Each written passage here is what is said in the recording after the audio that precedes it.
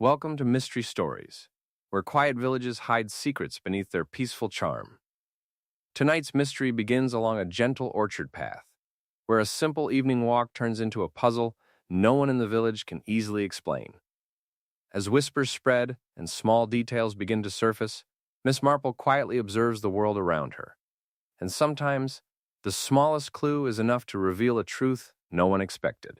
Chapter 1.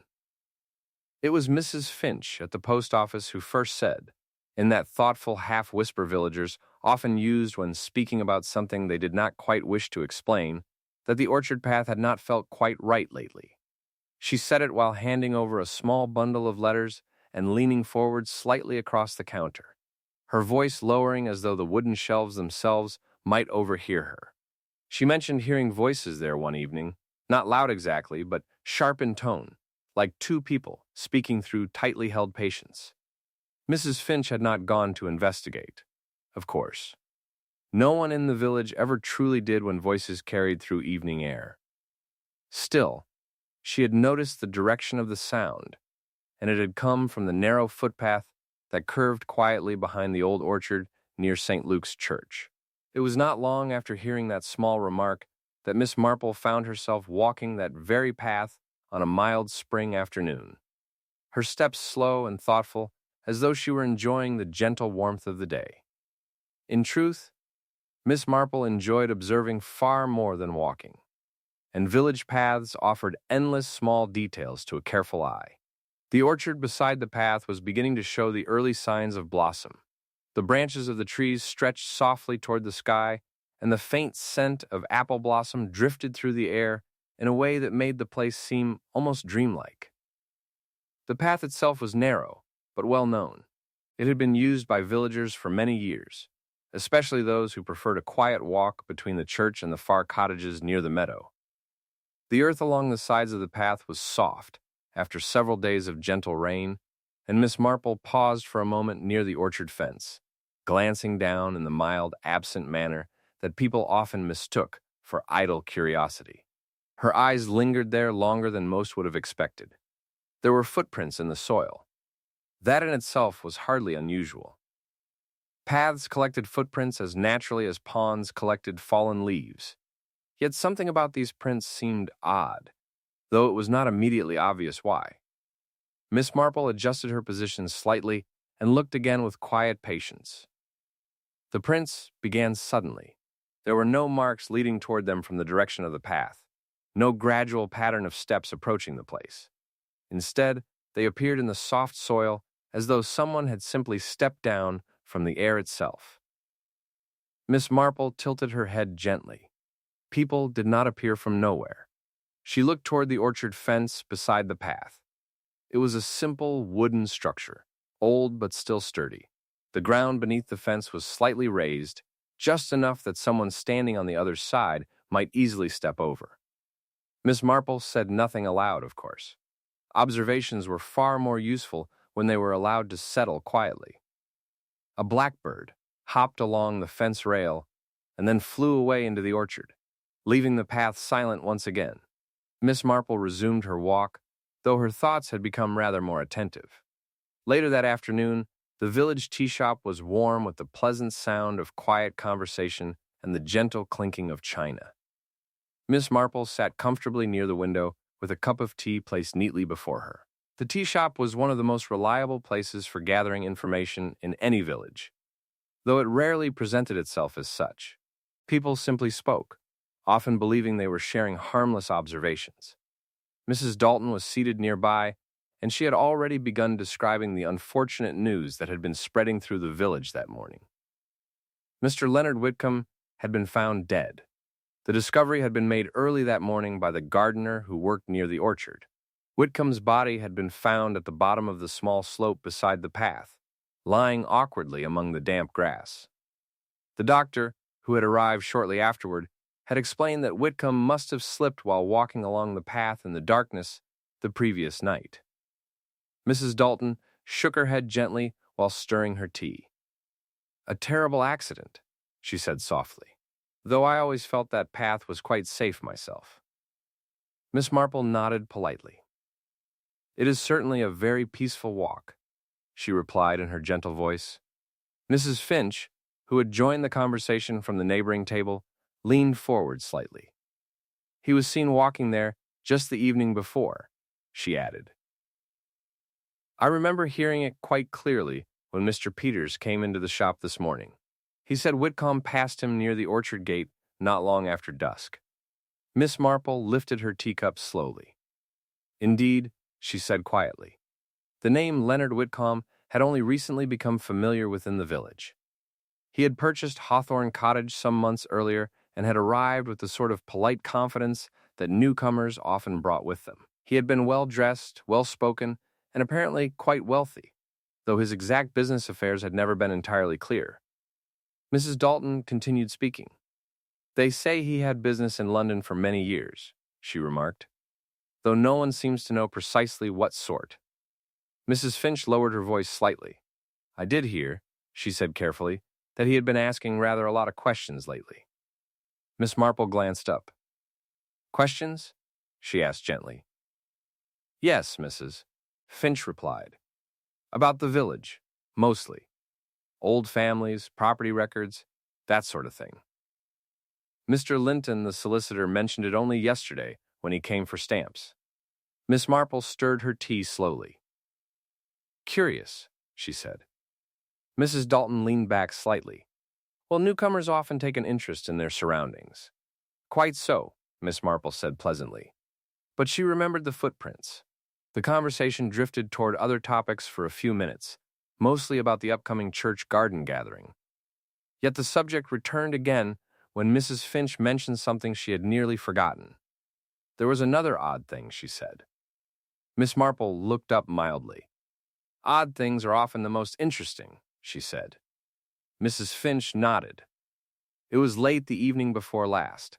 I was closing the shutters at the shop when I heard voices coming from the orchard path. 2 voices, I think. One of them sounded rather sharp. Mrs. Dalton looked surprised.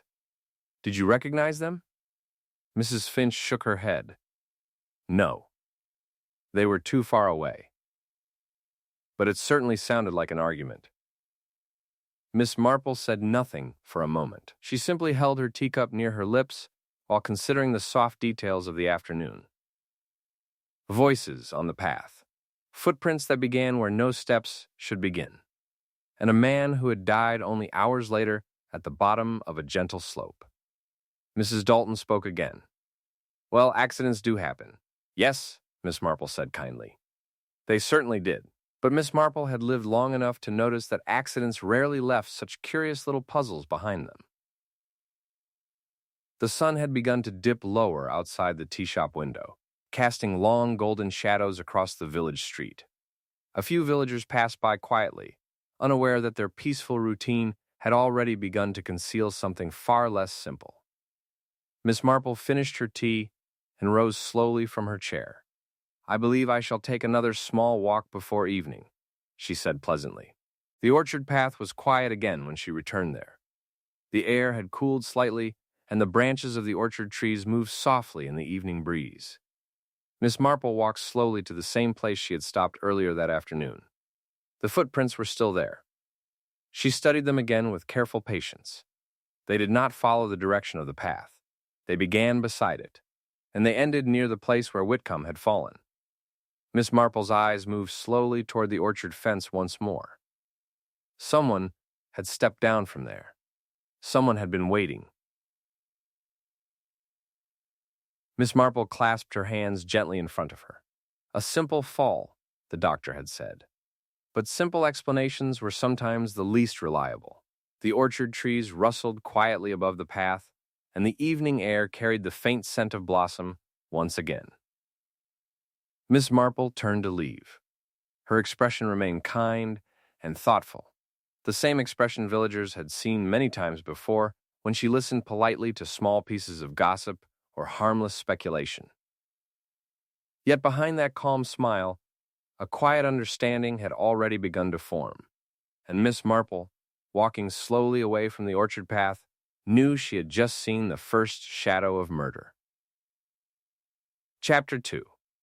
People in a quiet village often began their mornings with small observations that sounded harmless at first. a slightly late delivery of bread, a curtain left open longer than usual, or a neighbor who seemed distracted while greeting someone at the gate. Yet on the morning after Mr. Leonard Whitcomb was found dead, the village seemed to wake with a different sort of attention. It was not fear, exactly, nor open alarm, but something quieter. People spoke softly and looked toward the orchard path more often than usual. Miss Marple heard the news fully confirmed while standing near the flower stall outside the grocer's shop. Mrs. Dalton was already there speaking with the baker's wife, her voice lowered in the way that suggested the matter had already been discussed several times before Miss Marple arrived.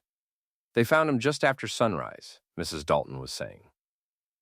Poor Mr. Peters nearly stepped on him while walking his dog. Miss Marple paused beside a basket of primroses and listened politely, as one does when a conversation unfolds naturally nearby. The doctor says he must have slipped, Mrs. Dalton continued.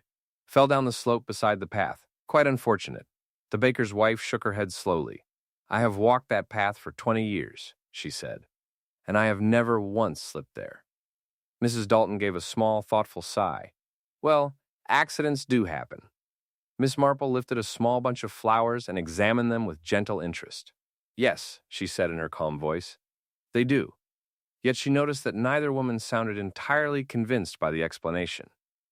A few minutes later, Miss Marple continued her walk toward the village square. The morning air was fresh, and sunlight rested warmly across the rooftops. Several villagers stood outside the post office speaking in low voices, their heads slightly closer together than usual. Mrs. Finch noticed Miss Marple approaching and greeted her warmly. Good morning, Miss Marple. I suppose you've heard the news about Mr. Whitcomb. Yes, Miss Marple replied gently. Very sad indeed. Mrs. Finch leaned closer across the small wooden counter. They say he was seen walking along the orchard path not long after dusk, she said. Mr. Peters passed him while returning from the fields. Miss Marple folded her gloves slowly in her hands. Did he seem quite alone? She asked mildly. Mrs. Finch hesitated for just a moment. Well, Mr. Peters said he thought he heard someone else further along the path. Miss Marple looked up. Oh? Yes, Mrs. Finch said. He couldn't see anyone clearly, of course. It was getting dark, but he did say he thought he heard another voice. Miss Marple nodded slightly. That small detail seemed to settle quietly into her thoughts like a piece of a puzzle finding its place. Voices do travel in the evening air, she said kindly. Mrs. Finch agreed, though her expression suggested she had been thinking about the same remark more than once that morning. After leaving the post office, Miss Marple decided to take another walk toward the orchard path itself. The village was still busy discussing the accident, and such moments often made it easier to notice things others overlooked. The path looked exactly as it had the previous day. The orchard trees stood quietly behind their fence, and the narrow trail curved gently toward the churchyard beyond. Yet there was something different now. A small group of villagers stood further down the slope where Whitcomb had fallen. The doctor had already left, but the gardener from the orchard remained nearby, speaking with the vicar in low tones. Miss Marple approached slowly. The gardener, a careful man named Mr. Holloway, was explaining something while gesturing toward the ground. I noticed the soil looked disturbed here, he said. Right beside the path. Miss Marple glanced down. The slope itself was not steep. It was little more than a gentle drop toward the lower meadow. A person might stumble there in darkness, certainly, but it would require an unfortunate misstep. Miss Marple walked a little further along the path while the men continued speaking. She paused again near the orchard fence. The footprints were still visible.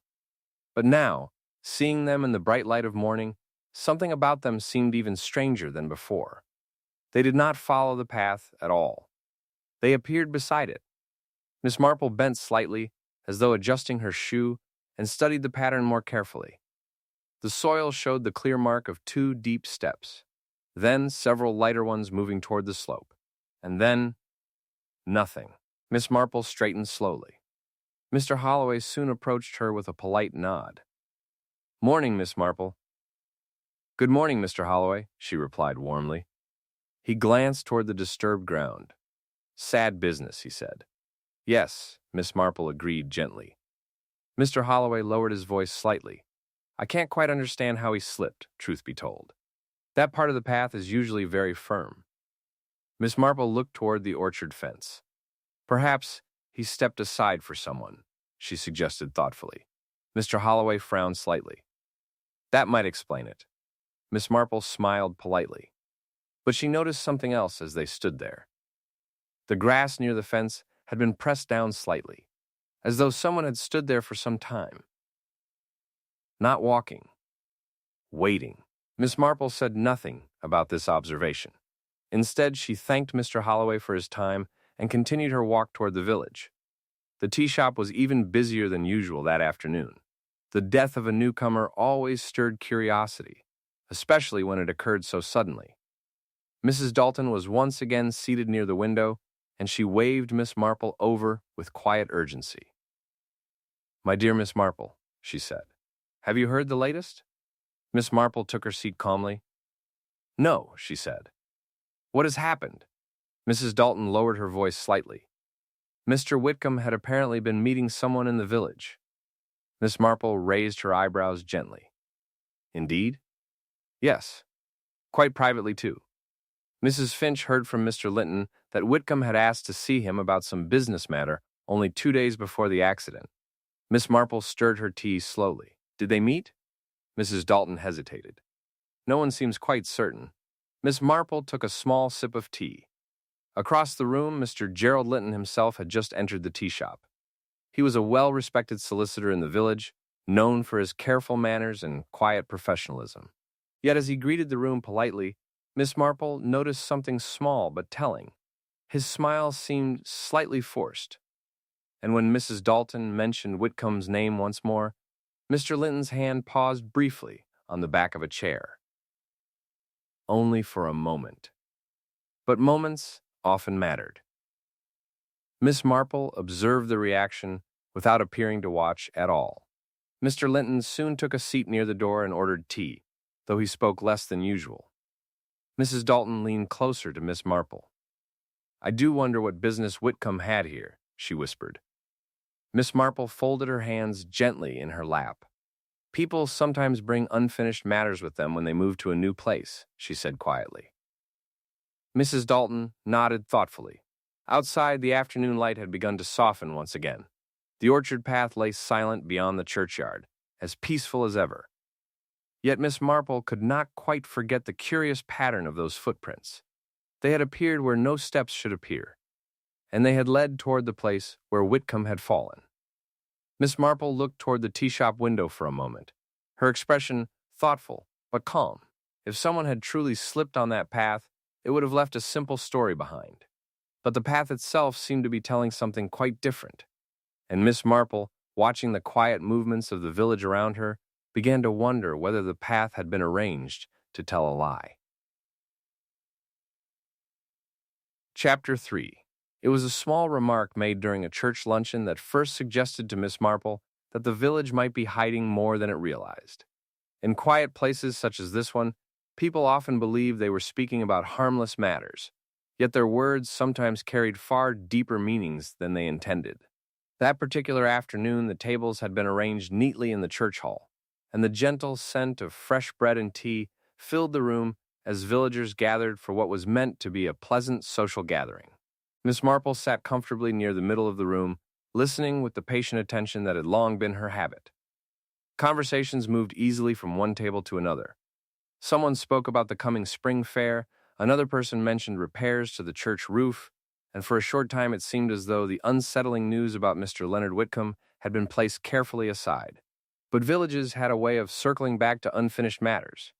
It was Mrs. Dalton who brought the subject quietly into the open again. She leaned slightly toward the vicar's wife and lowered her voice just enough to suggest the topic required discretion. "I always thought it rather curious," she said, "that Mr. Whitcomb seemed so interested in the village records." The vicar's wife looked mildly surprised. "The records?" she asked. "Yes," Mrs. Dalton replied. "He asked several questions about property ownership, family histories, that sort of thing." Mr. Linton mentioned it when he came by the tea shop earlier this week. Miss Marple lifted her teacup slowly, but did not interrupt. The vicar's wife gave a thoughtful nod. Well, perhaps he simply wished to understand the history of the place. That may be so, Mrs. Dalton said, though her tone suggested she was not entirely convinced. Miss Marple noticed something else at that moment. Mr. Gerald Linton was seated only a few tables away. He had been speaking comfortably with the churchwarden a moment earlier, yet when Whitcomb's name was mentioned, his expression changed in a very slight but noticeable way. His smile faded for just a second, and his hand moved quickly to straighten the cuff of his sleeve as though he had suddenly remembered something unpleasant. Miss Marple had always believed that people revealed far more through their smallest reactions than through anything they openly said. She looked toward Mr. Linton again, though only briefly. He had resumed his polite conversation, yet his voice now seemed just a little quieter than before. A small pause in confidence was sometimes enough to suggest an entire hidden story. The luncheon continued with gentle conversation, and soon the vicar himself began discussing plans for a charity garden gathering. Yet Miss Marple's thoughts had begun to arrange themselves quietly around the pieces she had gathered so far. Whitcomb had been asking questions about the village, questions about families, questions about old business matters, and Mr. Linton had not appeared entirely comfortable when the subject arose. Miss Marple finished her tea and later stepped outside into the soft afternoon sunlight. The churchyard was peaceful, and the distant sound of birds drifted through the trees near the orchard. As she walked slowly along the path that led toward the village square, she heard another voice calling her name. Miss Marple. She turned to see Mrs. Finch approaching from the direction of the post office. "My dear Miss Marple," Mrs. Finch said, joining her at the gate. "Have you heard something rather interesting about Mr. Whitcomb?" Miss Marple smiled kindly. "There always seems to be something interesting in a village," she replied. Mrs. Finch lowered her voice slightly as they began walking together. "I was speaking with Mr. Peters this morning. He mentioned that Whitcomb had been making inquiries not only about the village, but also about several people who live here." Miss Marple glanced at her gently. "Oh? Yes," Mrs. Finch continued. "Apparently he asked Mr. Peters whether the Linton family had lived here long." Miss Marple's expression remained calm, though she noticed the detail with immediate interest. "And had they?" she asked. "Many years," Mrs. Finch replied. "Mr. Linton's father was the village solicitor before him." Miss Marple nodded slowly. "That is quite a long history." Mrs. Finch looked thoughtful. "Mr. Peters said Whitcomb seemed very curious about certain financial matters from the past. Old property transfers, investments, that sort of thing." Miss Marple considered this quietly. Sometimes newcomers to a village carried little more than curiosity with them, but sometimes they carried old knowledge that might disturb the careful balance of long-established lives. They walked a little further together before Mrs. Finch paused near the post office door. "There was another odd thing," she added softly. Miss Marple waited. "Someone was seen entering Hawthorne Cottage yesterday morning. Early. Before most people were awake." Miss Marple looked mildly surprised. "Indeed?" "Yes," Mrs. Finch said. "The milkman noticed the study window open and a figure moving inside." Miss Marple tilted her head slightly. "The police had already been there by then, I assume." "Yes," Mrs. Finch replied. "Which makes it rather strange, does it not?" Miss Marple gave a small, thoughtful nod. It was strange indeed. She continued her walk toward the cottage later that afternoon. Hawthorne Cottage stood quietly near the orchard, its white walls bright in the gentle sunlight. It was a pleasant house, surrounded by neat hedges and small flower beds that had only recently begun to bloom. Miss Marple approached the gate slowly.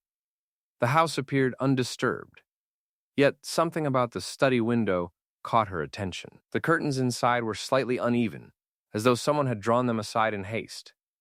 Miss Marple remained outside the gate, observing quietly. She noticed that the desk near the window was visible from the path. Several papers had once been arranged there. but now the surface looked strangely bare. Too bare. It suggested that someone had removed something. Not in panic, but with careful purpose. Miss Marple turned away and resumed her walk along the orchard path. The air was calm, and the branches above her moved gently in the afternoon breeze. Yet the quiet beauty of the place now seemed to carry a faint shadow beneath it. Whitcomb had come to the village asking questions. Questions about people who had lived here for many years. Questions about business matters that might have been forgotten. And now, Whitcomb was dead. Miss Marple paused once more near the orchard fence. The soil had begun to dry slightly since her last visit, yet the marks of those strange footprints could still be seen if one looked carefully enough. Footprints that had begun beside the path. Footprints that suggested someone had been waiting. Miss Marple clasped her hands lightly before her and gazed toward the distant meadow. A man like Whitcomb rarely asked so many questions without reason, and if he had discovered something about someone in the village, it might explain why that quiet meeting had taken place on the orchard path. The orchard trees rustled softly again, and a bird flew low across the path before disappearing into the branches. Miss Marple turned slowly toward the village. Her expression remained gentle and thoughtful, though a clearer pattern had begun to form in her mind. Whitcomb had not come to this peaceful village simply to enjoy the countryside. He had come looking for something, or perhaps someone. And Miss Marple, walking slowly back toward the churchyard, began to wonder whether Mr. Whitcomb had arrived in the village to settle an old and dangerous score. Chapter 4. There was something about quiet places that encouraged people to speak when they believed no one was paying particular attention. In villages, the smallest corners often held the most interesting conversations. It was a mild afternoon several days after Mr. Leonard Whitcomb's unfortunate fall, and the orchard path behind St. Luke's Church had returned to its usual peaceful appearance.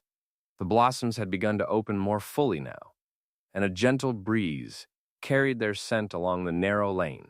Yet the villagers who passed along the path did so with slightly slower steps than before, their eyes drifting almost unconsciously toward the slope where Whitcomb had been found. Miss Marple walked there again that afternoon. Not because she believed the path would suddenly reveal something new, but because she had long understood that familiar places often spoke more clearly when visited more than once. Observations sometimes changed when seen from a different hour of the day or from a slightly altered point of view. As she approached the orchard gate, she noticed someone already standing there. It was Mrs. Eleanor Harwood. Mrs. Harwood had lived in the village for only a short time compared with most of the other residents. She had arrived 2 years earlier after the death of her husband and had taken a modest house near the meadow road. She was known to be polite and well-mannered, though she rarely involved herself deeply in village gatherings. Many people simply described her as quiet. At that moment, she stood beside the orchard gate, looking down the path in a still and thoughtful way, as though the place held some memory she could not quite set aside. Miss Marple approached with her usual gentle smile. "Good afternoon, Mrs. Harwood." Mrs. Harwood turned quickly, almost as though she had been startled by the sound of footsteps behind her. Yet her expression settled again almost immediately. "Good afternoon, Miss Marple." Her voice was calm, though Miss Marple noticed the faintest tension in it. "It is a lovely afternoon for a walk," Miss Marple said kindly. "Yes," Mrs. Harwood replied. "Very peaceful." For a few moments they both looked along the path where the trees curved softly over the narrow lane. The place seemed almost too quiet now. Mrs. Harwood spoke again after a short pause. "Such a dreadful thing that happened here," she said quietly. Miss Marple inclined her head. "Yes, very unfortunate." Mrs. Harwood looked toward the slope. "They say he fell somewhere down there." Miss Marple followed her gaze. "That is what the doctor believes." Mrs. Harwood nodded slowly, though her eyes remained fixed on the ground below. "I imagine the stones near the slope must make the footing quite uncertain at night." Miss Marple's eyes rested briefly on her companion. It was an interesting remark. The stones near the slope were not easily visible from where they stood unless someone had looked closely before. Miss Marple spoke gently. "Have you walked this path often, Mrs. Harwood?" "Not especially," Mrs. Harwood said quickly. "Only occasionally." Miss Marple smiled politely. "It is a pleasant route to the church."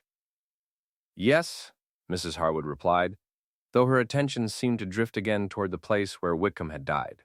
They spoke a few more moments about ordinary matters. The spring weather, the orchard blossoms, the upcoming church garden gathering. Yet Miss Marple noticed that Mrs. Harwood's tone remained slightly strained, as though her thoughts were not entirely present in the conversation. After a short while, Mrs. Harwood excused herself and began walking toward the village road. Miss Marple remained near the gate. She looked again toward the slope. Mrs. Harwood had described the stones near the edge of the path with remarkable accuracy. Perhaps she had seen them before. Of course, many villagers knew the path well. Yet Mrs. Harwood had just said she rarely walked there. Miss Marple rested her hands lightly on the orchard gate. The wood was slightly rough with age, though still sturdy. Her eyes moved slowly along the ground beneath the fence. The grass there had been pressed down earlier in the week, though the marks had begun to lift again. Still, the pattern remained visible to anyone patient enough to notice. Someone had stood there, not passing along the path. Standing. Waiting. Miss Marple stepped gently along the edge of the lane and looked through the orchard trees. The rows of trees stretched quietly toward the far side of the field. The earth beneath them was soft and slightly uneven, covered with fallen petals and damp soil. From inside the orchard, someone could easily watch the path without being seen. Miss Marple said nothing aloud. She simply walked slowly along the path until she reached the place where Whitcomb had fallen. The slope below seemed harmless enough in daylight. A person might stumble there in darkness, certainly, though it required an unfortunate step. Miss Marple stood quietly for several moments. Then she turned back toward the village. Later that afternoon, she visited the grocer's shop to purchase a few small items. Mrs. Finch was already there speaking with the shopkeeper, and the conversation turned naturally toward the subject that had quietly occupied the village all week. "I did hear something rather curious," Mrs. Finch said. Miss Marple listened with interest. Apparently Mr. Whitcomb knew someone here before he arrived. The shopkeeper raised his eyebrows. "Did he indeed?" "Yes," Mrs. Finch continued. "Someone mentioned it at the tea shop yesterday." Though no one seemed quite certain how well they knew one another, Miss Marple selected a small jar from the shelf while the conversation continued. "It would explain why he chose this village," the shopkeeper suggested. Mrs. Finch nodded. "Yes, though I wonder who it was." Miss Marple spoke quietly. "New arrivals sometimes carry old acquaintances with them, even if they do not expect to find them again." Mrs. Finch looked thoughtful. "That may be true." Miss Marple paid for her items and stepped outside into the fading afternoon light. The village street was calm again. Children played near the gate of the churchyard, while a few villagers walked home with baskets of groceries. Everything looked as peaceful as ever. Yet Miss Marple's thoughts returned once more to Mrs. Harwood standing by the orchard gate, her description of the stones, her quiet attention to the slope, her sudden appearance on the very path where Whitcomb had died. Miss Marple walked slowly toward the edge of the village where the orchard trees could be seen in the distance. Sometimes people revealed their connections to events without realizing they had done so, not through bold actions, but through small details, through knowledge they should not possess, through the way they looked at a place where something had happened. Miss Marple paused briefly before turning back toward the village. The evening sun had begun to settle behind the rooftops, casting long shadows across the quiet road.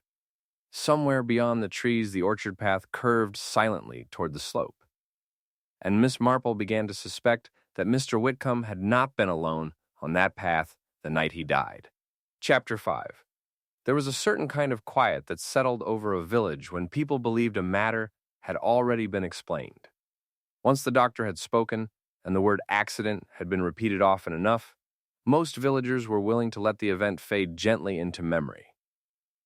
They still mentioned Mr. Leonard Whitcomb from time to time, of course, but their voices carried the calm certainty that the mystery had already been settled. Only a few curious glances still drifted toward the orchard path when someone happened to walk that way.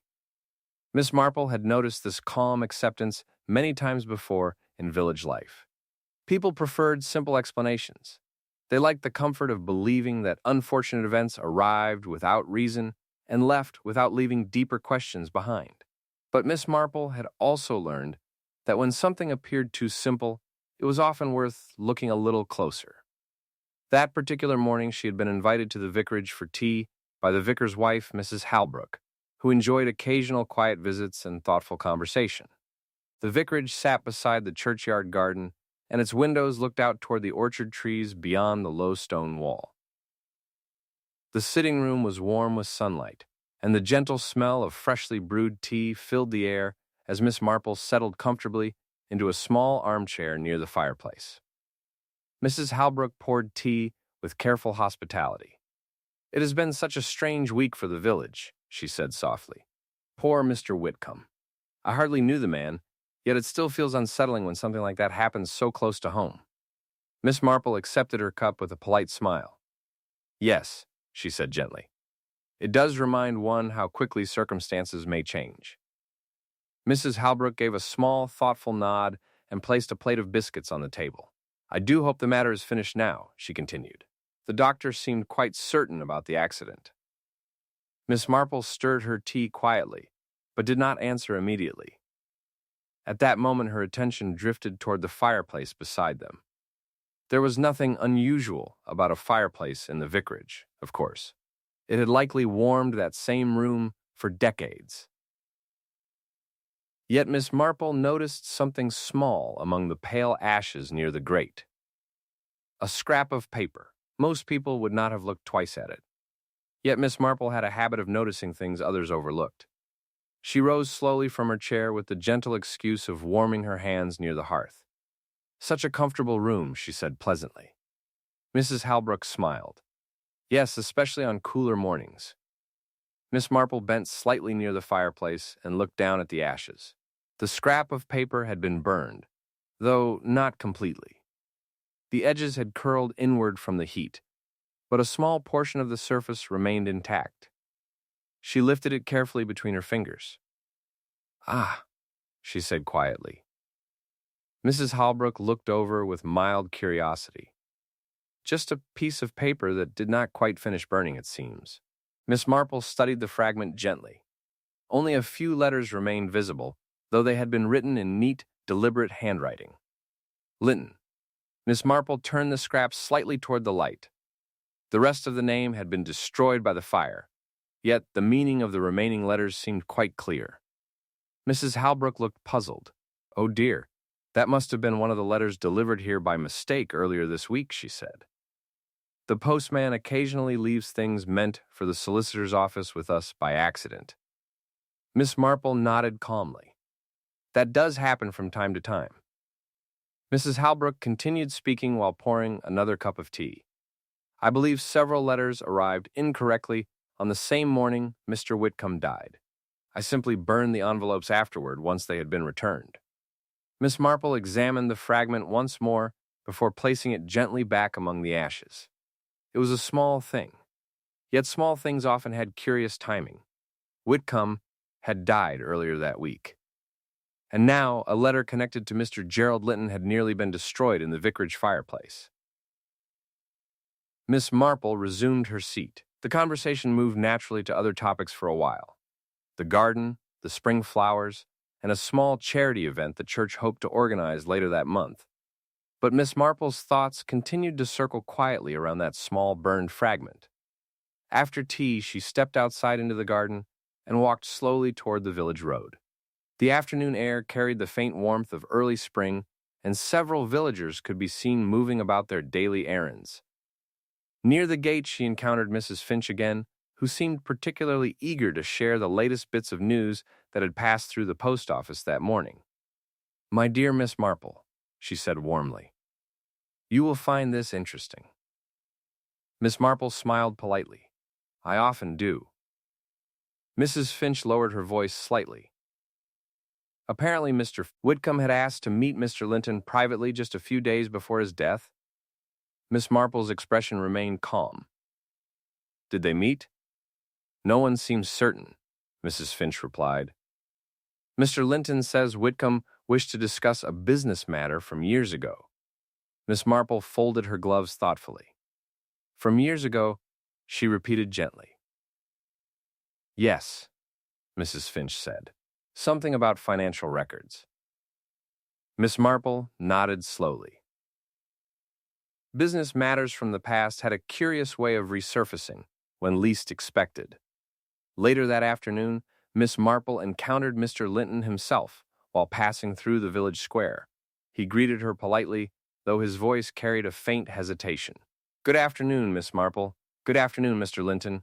He paused as though considering whether to continue the conversation. I trust you are well. Very well, thank you. For a moment they stood together near the bench outside the grocer's shop. Miss Marple spoke gently. Such unfortunate news about Mr. Whitcomb. Mr. Linton's expression tightened very slightly. Yes, most unfortunate. Miss Marple observed him carefully. He adjusted his gloves and glanced briefly toward the churchyard before returning his attention to her. Accidents can be terribly sudden, he added. Yes, Miss Marple replied kindly, though sometimes circumstances around them can be rather curious. Mr. Linton gave a short, uncertain laugh. I suppose so. Miss Marple watched his reaction quietly. His voice remained polite, yet something about the way he held himself suggested tension. After a few more words of polite conversation, he excused himself and walked quickly toward his office. Miss Marple remained where she was for a moment. The burned letter fragment. Whitcomb's request to meet the solicitor.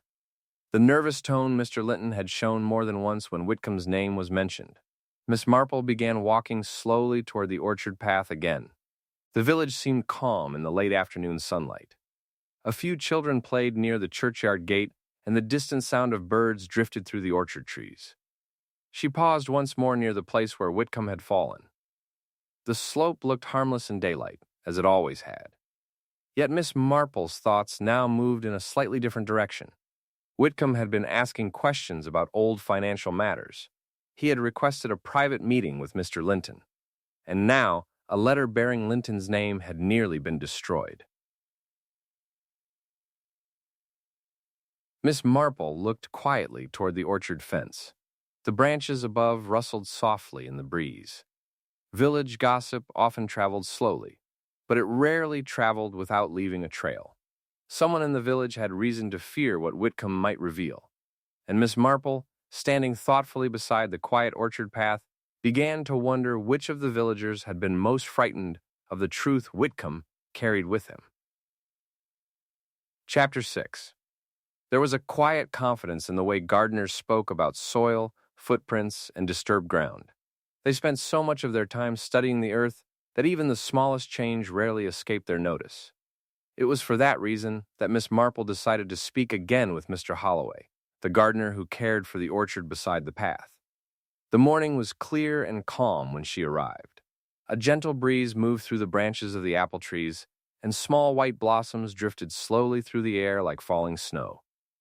The orchard looked peaceful enough to hide any number of secrets beneath its quiet beauty. Mr. Holloway was already working near the far row of trees when Miss Marple approached. He looked up from his pruning shears and gave a polite nod. Good morning, Miss Marple. Good morning, Mr. Holloway, she replied kindly. I hope I'm not interrupting your work. Not at all, he said. Just tending the branches before the blossoms fully open, Miss Marple stepped carefully between the rows of trees, her eyes drifting gently across the ground as though admiring the garden. In truth, she was observing something rather more specific. I was thinking about that unfortunate accident again, she said in her calm voice. The one that happened near the path. Mr. Holloway wiped his hands on a cloth and nodded slowly. Yes, sad business. Miss Marple looked toward the orchard fence that separated the trees from the narrow path. You mentioned earlier that the soil looked disturbed near the fence, Mr. Holloway glanced in that direction. "That's right," he said. "It caught my eye the morning they found him." Miss Marple walked slowly toward the fence. The ground beneath the trees was soft from several days of light rain, and small impressions still remained in the soil if one looked closely enough. "Would you mind showing me exactly where you noticed the disturbance?" she asked gently. Mr. Holloway joined her at the fence and pointed to a patch of earth a few feet away. "Right there," he said. Miss Marple looked down. The marks were faint now, but still visible to anyone patient enough to examine them. She bent slightly, studying the shape of the impressions. Two deeper marks stood out among the others. Not walking marks. Landing marks. Miss Marple straightened slowly. "Curious," she murmured. Mr. Holloway looked puzzled. "What is it?" Miss Marple gestured lightly toward the ground.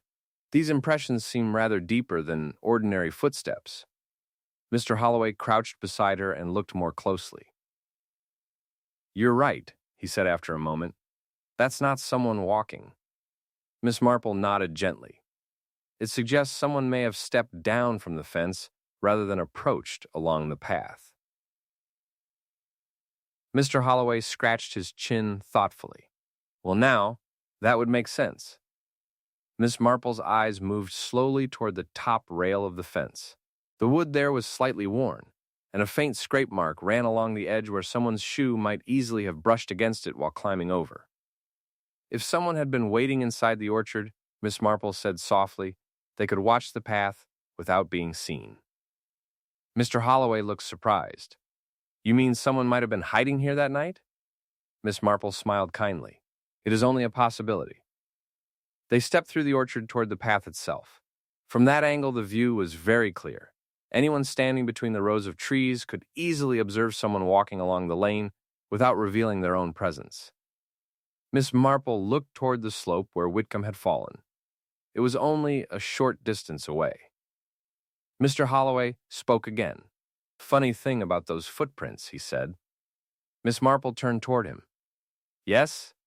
They didn't line up with the path at all," he explained. "I remember thinking that at the time." Miss Marple nodded slowly. "Yes. They seemed to appear rather suddenly." Mr. Holloway crossed his arms. "Like someone stepped out of nowhere." Miss Marple gave a small, thoughtful smile. "People rarely appear from nowhere." They walked together toward the place where the slope dipped toward the meadow. The grass there had grown slightly taller since the incident, though the ground still showed faint signs of disturbance.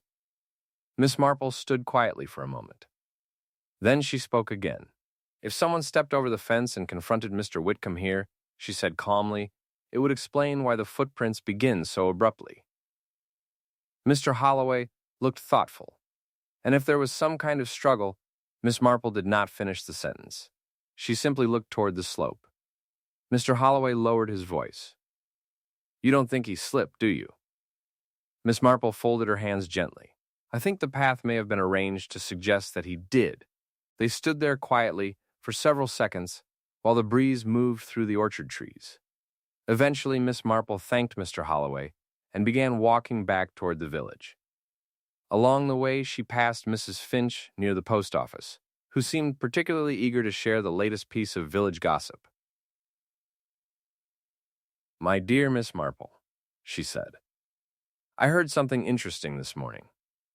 Miss Marple paused politely. "Yes?"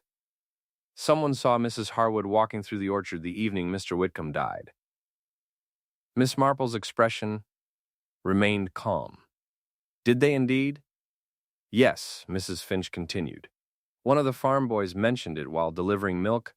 Miss Marple nodded slowly. "That is interesting." Mrs. Finch lowered her voice slightly, especially since Mrs. Harwood told Mrs. Dalton she rarely walks through the orchard. Miss Marple thanked her for the information and continued along the road. The village square was quiet in the afternoon sunlight. Several villagers moved about their daily errands, while a few children played near the church gate. Everything looked perfectly ordinary. Yet Miss Marple's thoughts returned once again to the orchard, Mrs. Harwood standing at the gate. her detailed description of the stones near the slope. And now, the report that she had been seen inside the orchard itself on the very evening Whitcomb died. Miss Marple walked slowly toward the path again. The orchard trees stood silent in the fading light. She paused beside the fence where the deeper footprints had been discovered earlier that morning. The ground beneath the fence told a very simple story to anyone who knew how to read it. Someone had waited inside the orchard. Someone had stepped down suddenly onto the path. And someone had confronted Leonard Whitcomb there, in the darkness. Miss Marple looked toward the quiet village beyond the churchyard. The evening sun had begun to settle low behind the rooftops, casting long shadows across the road. Sometimes the truth revealed itself not through loud discoveries, but through the quiet arrangement of small details. A footprint, a scrape along a wooden fence, a person who knew more about a place than they should.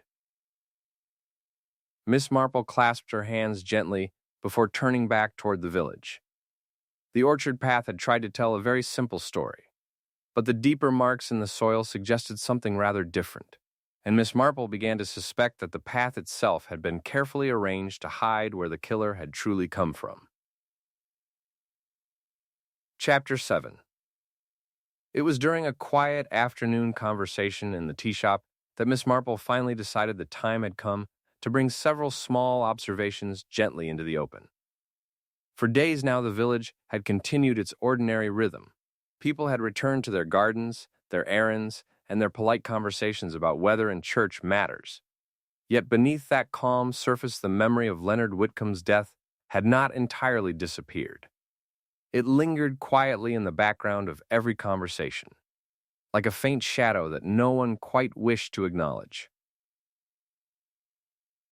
Miss Marple had been listening, as she often did, listening to the way people spoke when they believed the matter was finished, listening to the things they avoided saying, listening most carefully to the small changes in tone that appeared whenever Whitcomb's name was mentioned. That afternoon, she sat near the tea shop window with a cup of tea placed neatly before her. The room was warm and comfortable, filled with the gentle sound of conversation. Mrs. Dalton was seated nearby, speaking softly with Mrs. Finch about preparations for the upcoming church gathering. Miss Marple stirred her tea slowly and watched the quiet movements of the village street outside. After a moment, she spoke in her usual mild voice. "I wonder," she said thoughtfully, "whether we might gather for tea at the vicarage tomorrow afternoon." Mrs. Dalton looked up with interest. "That sounds pleasant." Miss Marple smiled. "I thought the vicar and his wife might appreciate a small visit. It has been rather a stressful week for the village." Mrs. Finch nodded warmly. "Yes, I'm sure they would enjoy the company." Miss Marple continued gently. "Perhaps Mr. Linton could join us as well. He has been working quite hard lately, and a quiet afternoon might do him good." Mrs. Dalton agreed at once. "And Mrs. Harwood, too," she added. "She has kept very much to herself since that dreadful accident." Miss Marple gave a pleasant nod. That would be most suitable. The invitation was arranged without the slightest suggestion that the gathering might serve any purpose beyond polite social comfort.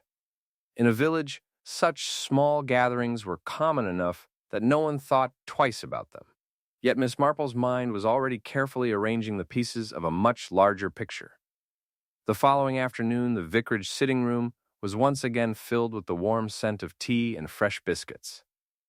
Sunlight streamed softly through the tall windows, and the quiet garden beyond looked perfectly peaceful. Mrs. Halbrook welcomed everyone warmly. "Such a pleasure to see you all," she said. Mr. Gerald Linton arrived shortly afterward, greeting everyone with polite formality. Yet Miss Marple noticed again that his smile carried a faint stiffness. Mrs. Eleanor Harwood entered last. She greeted the others quietly and took a seat near the far side of the room. For several minutes, the conversation remained entirely ordinary. The weather was discussed. The church garden event was mentioned again. Someone spoke about the apple blossoms in the orchard. Miss Marple listened patiently. Then she spoke. "It is remarkable," she said calmly, How peaceful the orchard path looks now. The room fell slightly quieter. Mr. Linton adjusted his teacup carefully. Yes, he said. Quite unfortunate what happened there. Miss Marple nodded gently. Yes, though sometimes places remember things rather clearly. Mrs. Dalton looked puzzled. What do you mean? Miss Marple smiled kindly. Oh, simply that the ground along the orchard path told a rather interesting story. Mrs. Harwood's fingers tightened slightly around the handle of her teacup. Miss Marple continued speaking in the same gentle tone. The footprints there were most curious. They began quite suddenly beside the path rather than along it. Mr. Linton glanced up quickly. Footprints? Yes, Miss Marple said calmly. They suggested that someone had stepped down from the orchard fence. The room had grown very quiet now. Miss Marple spoke slowly, as though simply explaining a small puzzle.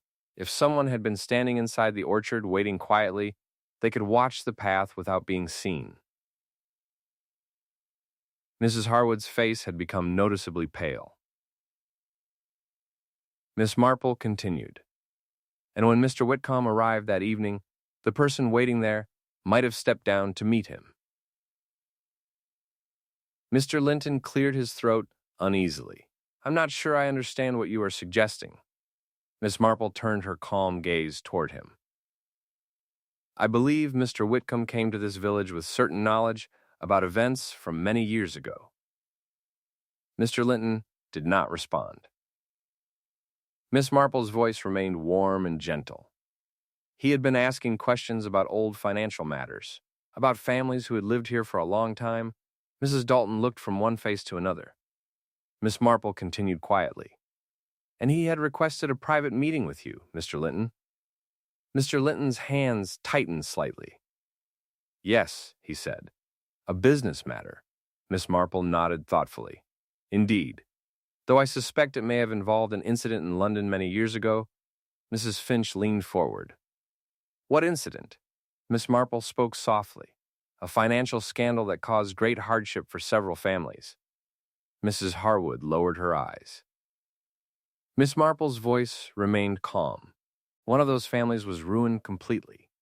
Their reputation destroyed, their livelihood lost. No one in the room spoke. Miss Marple looked toward Mrs. Harwood gently. It must have been a terrible experience. Mrs. Harwood's hands trembled slightly now. Miss Marple continued in the same quiet tone. And when Mr. Whitcomb arrived here, he recognized someone connected to that past. Mrs. Dalton whispered softly, Someone in the village? Miss Marple nodded. Yes. Mr. Linton looked extremely uncomfortable. Mrs. Harwood remained very still. Miss Marple spoke once more. I believe Mr. Whitcomb arranged to meet that person along the orchard path. The room seemed to hold its breath. Miss Marple placed her teacup carefully on the table. But the meeting did not go as Mr. Whitcomb expected. Mrs. Harwood's voice trembled slightly. What are you saying? Miss Marple looked at her with quiet kindness. I believe that when Mr. Whitcomb arrived on the path, he was confronted by someone who had already been waiting inside the orchard. No one moved. Miss Marple's voice remained calm and steady. And during that confrontation, something happened that sent Mr. Whitcomb falling down the slope. The silence in the room had become heavy. Miss Marple folded her hands gently in her lap.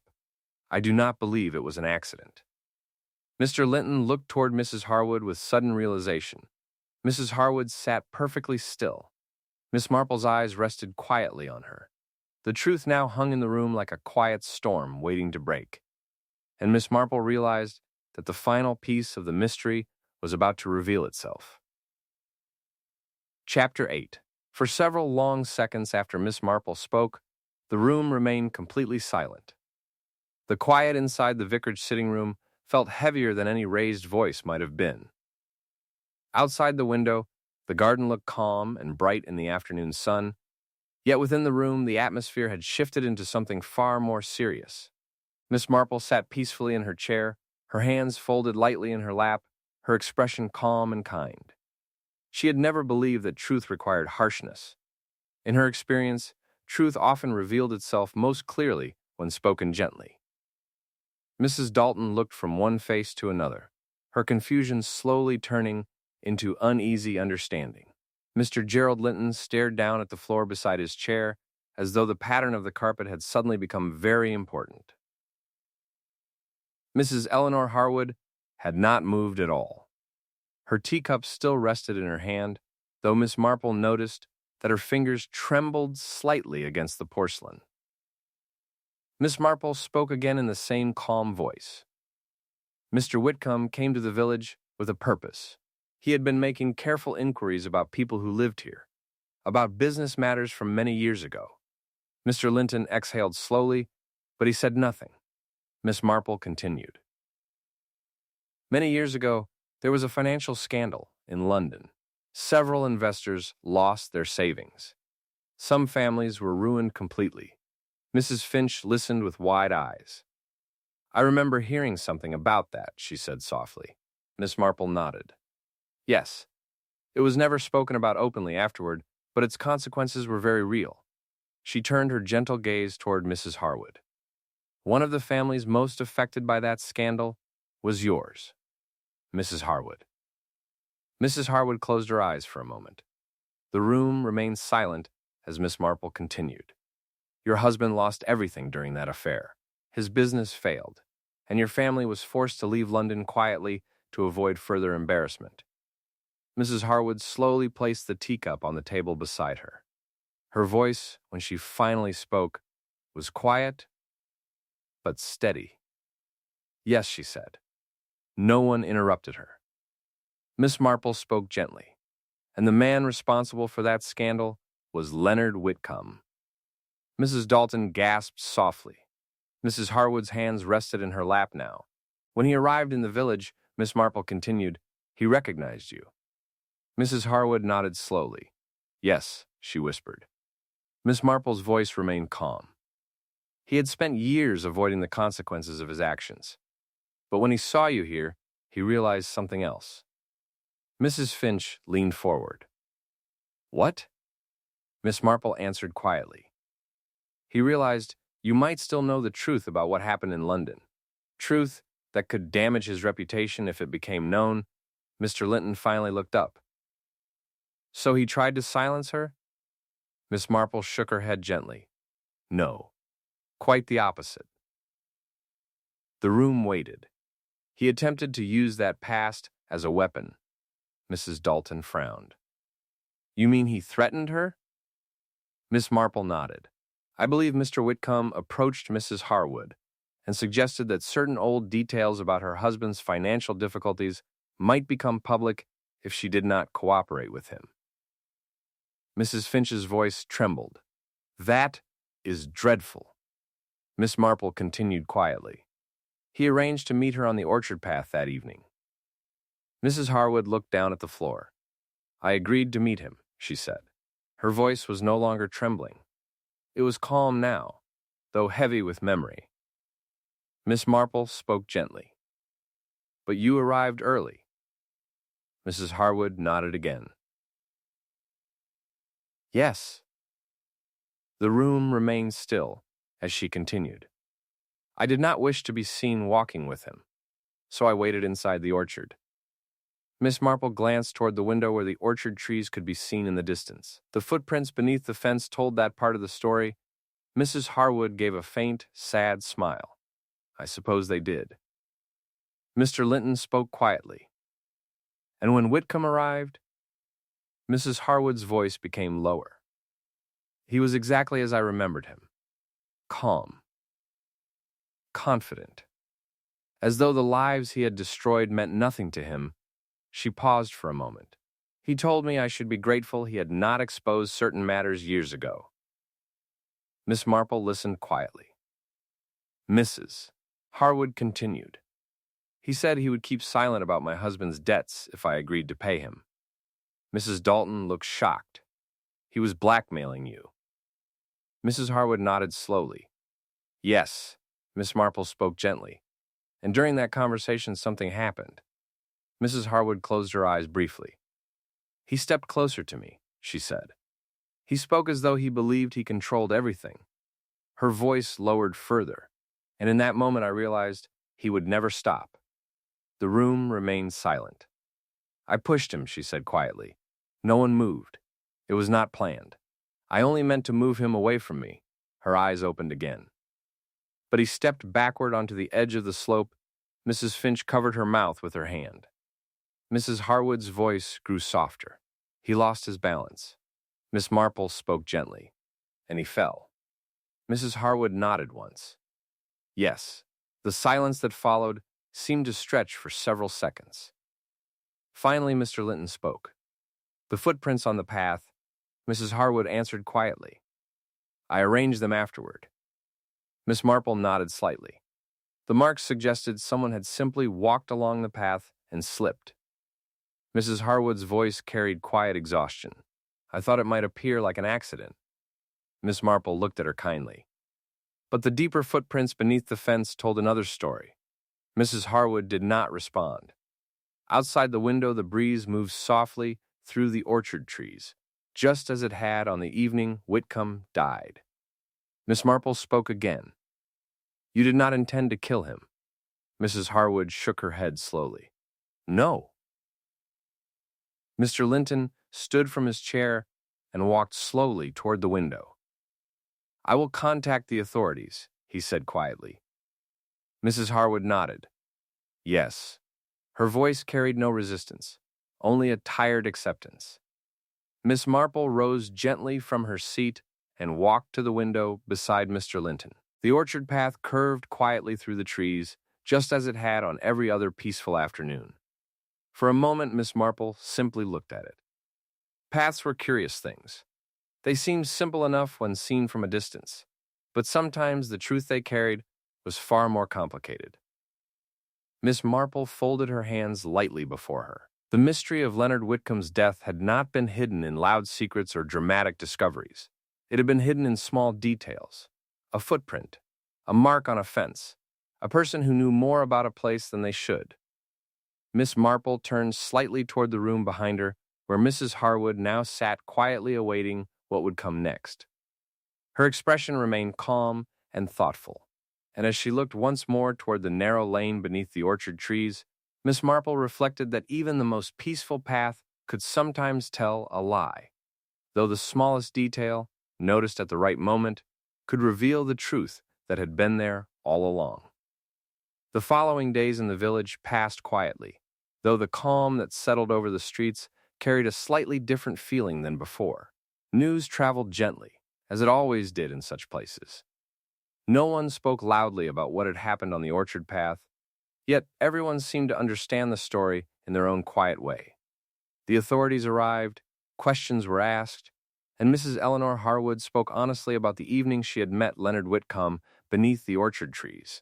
There had been no anger in her voice when she explained it, only a deep tiredness, the kind that comes from carrying an old memory for far too many years. The events in London long ago had damaged her family in ways that few people in the village had ever fully understood. Her husband's business had collapsed after Whitcomb's financial scheme had ruined several investors, and the shame of it had followed them long after they left the city. When Whitcomb arrived in the village and recognized her, it was as though the past had quietly returned to the present. The villagers spoke of it gently among themselves. Some felt sympathy for Mrs. Harwood. Others simply shook their heads at the strange way life sometimes brought old troubles back when people least expected them. Hawthorne Cottage soon stood empty again. The shutters remained closed, and the garden slowly began to grow untidy without someone to care for it. The orchard path, however, returned to its usual peaceful appearance. Spring blossoms continued to fall along the narrow lane, and birds moved quietly between the branches as though nothing unusual had ever taken place there. One afternoon, a week later, Miss Marple walked along that same path once again. The air was warm with the promise of early summer, and the village seemed calm in the gentle afternoon light. She paused near the orchard fence, looking toward the slope where Whitcomb had fallen. The grass had grown slightly taller now, and the faint marks that had once been visible in the soil had almost completely disappeared. Time had already begun to smooth the edges of the event. Miss Marple rested her hands lightly on the top rail of the fence and gazed quietly across the orchard rows. She had seen many mysteries in her lifetime, yet they rarely appeared in dramatic forms. More often, they grew from ordinary human feelings: pride, fear, regret, or sometimes the simple desire to escape the shadow of an old mistake. Leonard Whitcomb had believed he could use the past to control someone else's future. He had believed that the quiet village would protect him from the consequences of what he had done long ago. But truth had a curious way of revealing itself. It appeared in the smallest details, often noticed only by someone patient enough to look carefully. Miss Marple turned from the fence and began walking slowly back toward the village. The orchard path curved gently behind her, peaceful once again beneath the soft sunlight. And Miss Marple reflected, with a calm and thoughtful smile, that even when people tried to hide the truth, the world often left just enough small clues behind for it to be discovered in the end.